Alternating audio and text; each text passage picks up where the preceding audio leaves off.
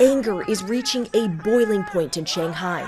Chinese social media showing residents in lockdown protesting, chanting, "We want jobs, we want freedom." Hundreds in one Shanghai neighborhood broke out of confinement, pleading for affordable food. This resident confronts the police, yelling, "Why are we being starved?"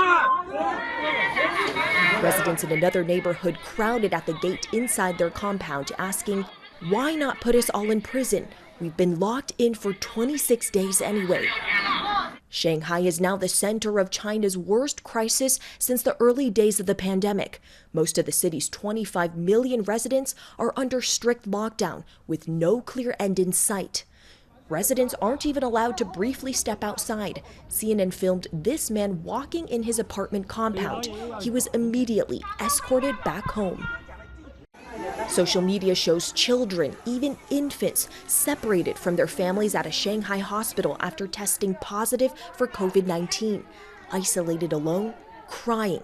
CNN cannot independently verify the images, but spoke to a mother who was separated from her 2-year-old daughter.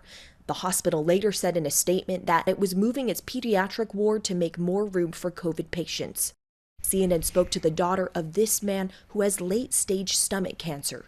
He's supposed to be hospitalized for chemotherapy, but isn't allowed to leave his apartment. He presses his chest in pain. In another heartbreaking case shared online, a woman is screaming in desperation for the paramedic to help an asthma patient. His heart has stopped, she said, pleading to borrow the ambulance's defibrillator. But the paramedics refused to help. Soon after, the patient died. Since confirming its first Omicron case in mid-December, mainland China's average new daily case count has surged from double digits to more than 9,000. There are more than 110,000 active cases and counting.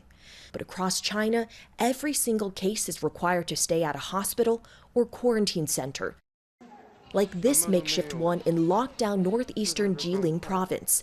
This patient describes the unsanitary conditions.